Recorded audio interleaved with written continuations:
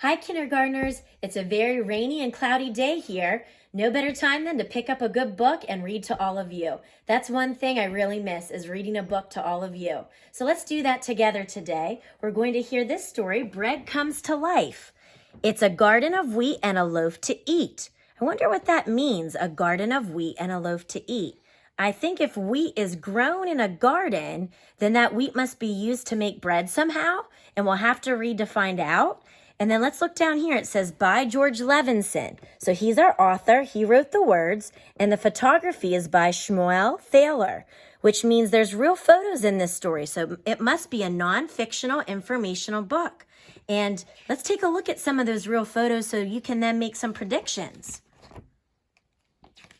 Okay, so I want you to turn to somebody and tell them what you think this book might be about.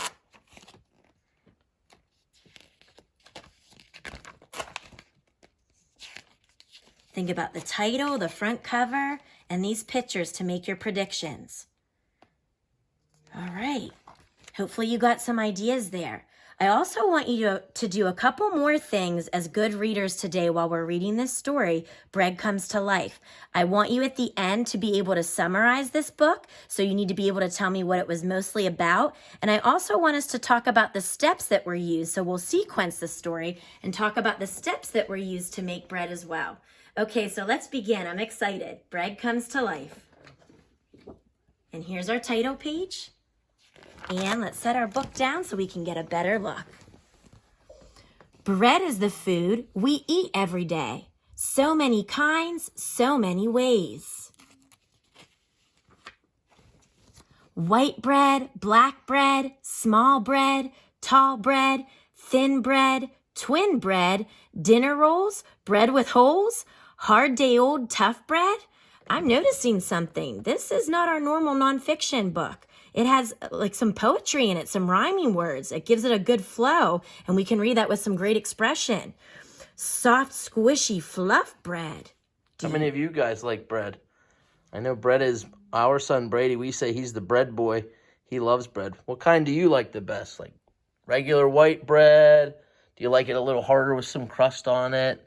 You ever have a bagel? Look at this piece. It's as big as the girl.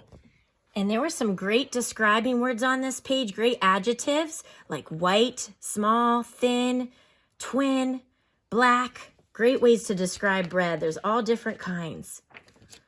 Bread is toast. Bread is crumbs. Bread is pizza. Bread is buns. So these are different ways that breads are used. How is bread made? Where is it from? Look at this sentence. It ends with a period. That means it's a telling sentence, but I noticed when I read these two sentences at the bottom of this page, it ended with something different. It ended with a question mark for both of these. So that means we can give an answer or a response, and we'll have to read on to be able to answer those questions. And I'm wondering, how is bread made? So let's look on and see what happens here.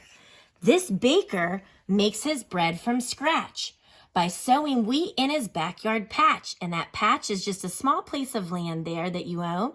And when it says from scratch, that means that the baker is involved from the beginning in making the bread. Soon those seeds send down roots and sprout into shoots of bright green grass. Great pictures, nice close-ups. Now look, right now, wheat doesn't look any different than the grass that's growing in our backyard, does it? But I think if we give it some time to grow, that'll change. The days pass, and that grass grows into sturdy blades. If it's sturdy, it doesn't bend very easily. Tall and straight, finely made, with budding heads and bristly hair. So this is where it's changing from looking like grass to wheat, where we see heads and we see hairy, fuzzy parts on the wheat. Gently waving in the air. When the crop is ripe and old, the tops are bowed and streaked with gold. Nice deep yellow color. And every head of wheat contains many tiny finished grains. What will they do with those heads of wheat? Let's see. Time to cut the golden field, gather up the backyard yield. So now that it's fully grown, they're going to cut it and gather it. And look at what they're doing to the wheat at the top. They're grinding it, they're crushing it up. Stack up piles of sun-dried stalks, rub them in a threshing box. It's the simple old-time miller's craft of separating wheat from chaff. So to separate it, they're taking tools to crunch it, to grind it, to get all those seeds. Wonder what they're going to use those seeds for.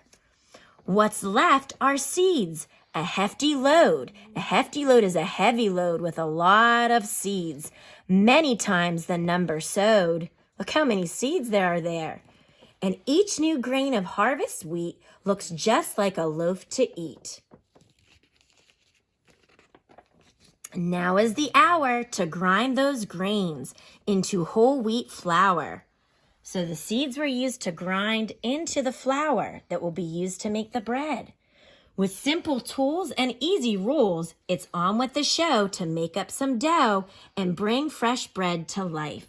There's the utensils that they're using. I think if you look at the utensils, I don't know if you help out in the kitchen at all, but that tells me there's probably going to be some sort of liquid used whenever they have to make this. I agree. A measuring cup there. Wooden spoon. What are the ingredients that we need to go with it? Yeast, honey, water, flour, salt, oil, and muscle power. Wonder why it takes muscle power, Mr. Black. Do you think they need to really get their arm into it to be able to stir those ingredients and mix them up? I see part of the wooden spoon there. Yeah. Dump it, thump it, dust it, knead it, squash it, stretch it. Those are great pictures to go with the actions of what they're doing to make the bread. Toss it. That looks fun, doesn't it? So let's go over what they're doing here. After they stir the ingredients that are needed to make the bread, they're going to dump it out. They're going to flatten it. They're going to knead it, which means they're going to fold it to keep it nice and moist and mix that flour with the water. Roll it, squash it, stretch it, and then toss it. Set it aside to rest and rise. It grows to twice the size. So that's interesting. Once they've actually mixed it all up, they set it off to the side so that it can rise. And you can see there's little holes that I think the air gets into to cause it to rise like that. But once it rises, look at what he does. Punch it down, give it some shape, let it rise again. So it's already risen once, but now he's punching it down, setting it back aside and letting it rise a second time. Put it into bake. Slice it fresh. Boy, does that look yummy. It's better than cake. Look at that sentence. I'm used to seeing a lot of telling sentences. We've seen a couple asking sentences, a lot of telling sentences with periods, but this sentence is different. It has an exclamation point. So notice how I said that with some feeling and some excitement. It's better than cake. And I bet, moist, soft bread is just as good as cake. Whatever the shape it finally takes, wherever the place it finally bakes. Every day we are blessed with a mountain of bread. It's the staff of life. May all be fed. Let's think about what that means. It's the staff of life. That's an old saying about bread because bread is very important. It's something that we eat on a daily basis, so it's just important for our daily eating. And when it says may all be fed, that's because bread can feed all of us. And look at the kids with all the different types of bread there. Great picture. Okay. All right. We have some more information here in the back of the book, a nice glossary with some extra facts about different kinds of bread. And I love the end. It says the ends, and it shows the actual ends of some bread. And I don't know about you, that's not my favorite part to eat. I like the softer part in the middle, but there are people that like that crust. I like how they use that with the ends to end the story. Okay. Before we started reading this book, I asked you to think about how you would summarize it at the end. So what are the main points that you're taking away from the story? So for someone that's never heard this book before, what would you tell them this book was mostly about? So turn to somebody. Go ahead and maybe press the pause button so you can turn to somebody and tell them what was this book mostly about. I agree. This book was mostly about the steps involved in making bread. And it also showed us how wheat is used. We use seed from wheat, then in turn that makes the flour that's used for the bread. All right, now I want to go through the steps because I also asked you to remember the steps that were used in making the bread. Let's go through the pictures to see those steps together. So let's open this book and go back to the beginning. And Mr. Black can help out with this too. So what's the first thing? We saw all the different kinds of bread, ways to describe it. What's the first part of making the wheat for the bread? Well, right here, he's planting some seeds in his backyard patch. All right, and they've got to take care of it so it can grow. Make sure it has enough water, sunshine, That's a and neat air. picture, Mrs. I know, Black, I love that. This shows you, like, this is the above ground part, and that's what's happening below ground. When a plant grows, it doesn't just grow up. It also grows down and has to have roots to give it the nutrients and get water. Yeah, so that's a cross section there to see above the ground and under the ground. So we plant the seeds, we take good care of it so we can start to watch it grow. Then it grows. It gets pretty tall, doesn't it? It's green there. Yeah, it goes from green to what? Like golden is the A way to nice describe it. golden deep yellow color. Yes. And we can see the heads of the wheat that are hairy and fuzzy. Okay. Once the wheat is done growing, what did they do?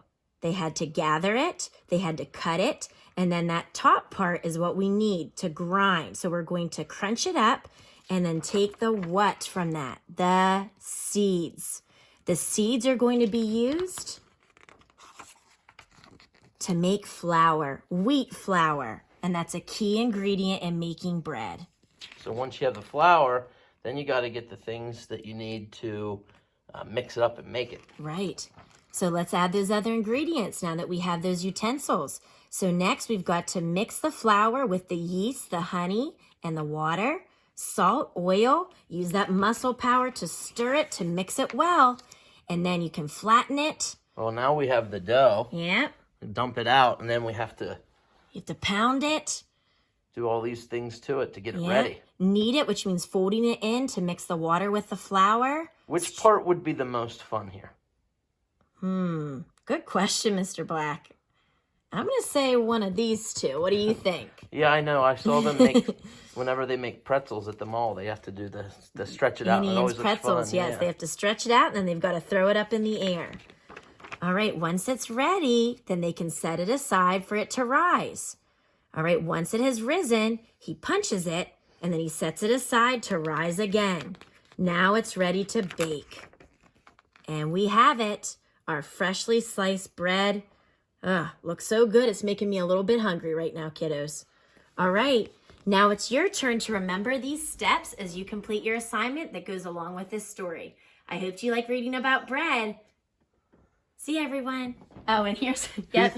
Who thinks Sammy liked the book? Was it a good book, Sam? For sure.